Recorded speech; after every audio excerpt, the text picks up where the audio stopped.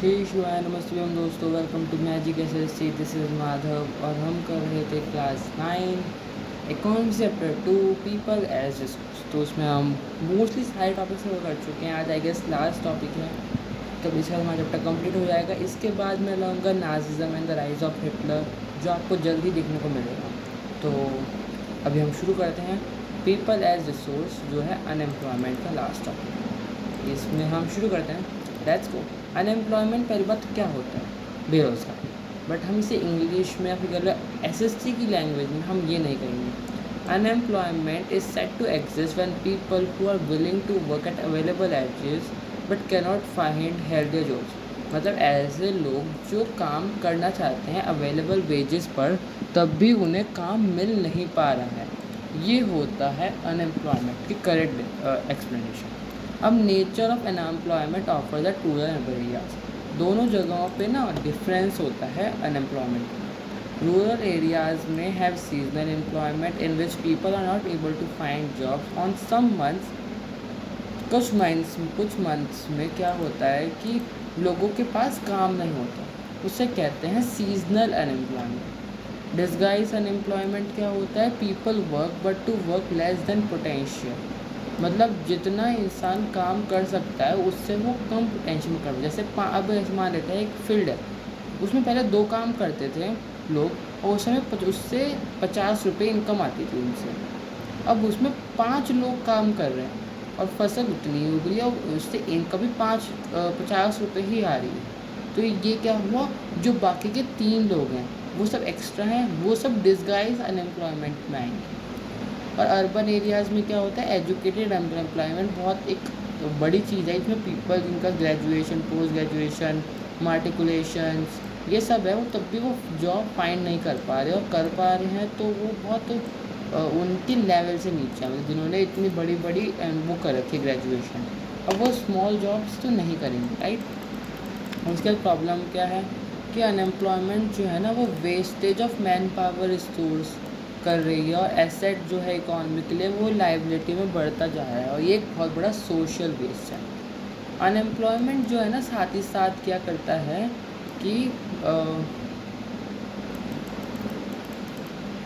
वो अनएम्प्लॉयमेंट जो है ना इंक्रीज़ कर रहा है इकोनॉमिक ओवरलोड। जो इकोनॉमिक पर ओवरलोड है वो सब बढ़ा रहा है।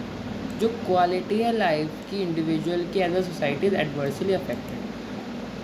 मतलब जो लाइफ की क्वालिटी हो गई और वो इंडिविजुअल की, वो बहुत ज़्यादा एडवर्सली अफेक्ट करी जा रही है। डिक्लाइन हो रहा है हेल्थ स्टेटस पर, rising withdrawn from school system, और इंक्रीज़ हो रहा है unemployment as an indicator of depressed economy. मतलब अगर बहुत किसी कंट्री में बहुत ज़्यादा अनएम्प्लॉयमेंट बढ़ रही है, इसका मतलब ये है कि उस कंट्री की इकोनॉमी जो है वो बहुत डिप्रेस्ड है, बहुत ज़्यादा खतरनाक है, बहुत ज़्यादा बेकार है।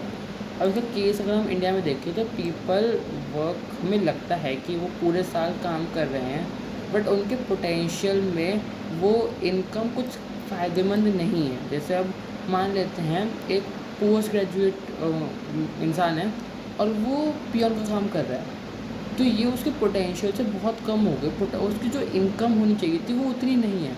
तो ये सेम चीज़ होती है। और डिस्गाइज अनएम्प्लॉयमेंट एग्रीकल्चरल सेक्टर में मिल रही है। मतलब जैसे पहले क्या होता था कि एक फील्ड है, उसमें क्या कर रहे हैं, 2 भाई काम कर रहे हैं, अब दोनों भाई के बच्चे भी आ गए तो वो भी उसी फील्ड में काम कर रहे हैं। तो कहने को तो वो एम्प्लॉयड है, बट अगर देखा जाए, अगर एसएससी की लैंग्वेज से देखें, एसएससी की आँखों से देखें, तो ये एक अनएम्प्लॉयमेंट कहा जाएगा।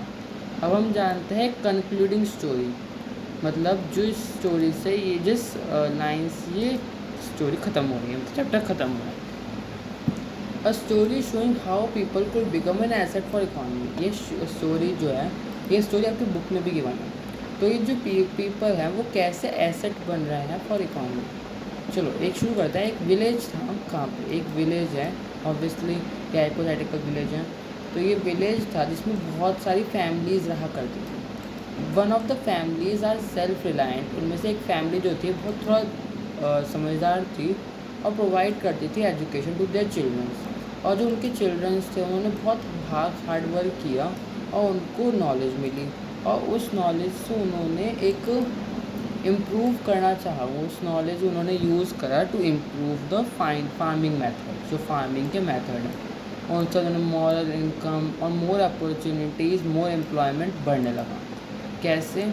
जो इकॉनमी है डेवलप करती है, इकॉनमी जो है डेवलप ब्रॉड सोशल डेवलपमेंट। जैसे जो उसने मेथड बनाया, जो उसने एक फ्लो बनाया था आई गेस, तो उससे क्या हुआ, बहुत सारे एम्प्लॉयमेंट बढ़ी, एम्प्लॉयमेंट बढ़ तो सोशल डेवलपमेंट बढ़ रहा है।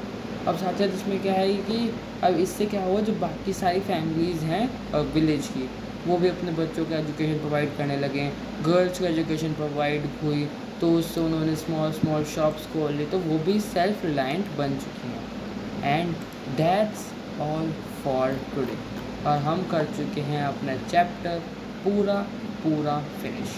अब मैंने सब बताया कि हम नेक्स्ट में वीडियो उस पर लेके आऊँगा, Nazism in the rise of Hitler पे। बड़ा चैप्टर है पर बहुत इंटरेस्टिंग है, और उस चैप्टर में ना एक सरप्राइज़ है, जो मैंने अभी तक, जो मेरी आई गेस 139 समथिंग वीडियोज़ हो चुकी हैं ये इसको मिलाकर, तो उन सब वीडियोज़ में पहली वीडियो ऐसी होगी जिसमें मैंने एक नई चीज़ ट्राई करी है। अगर आपको अच्छी लगे तो ज़रूर बताना। तो हम मिलेंगे आपसे कल, तब तक के लिए बाय बाय, शी शिवाय नमस्ते। हाँ।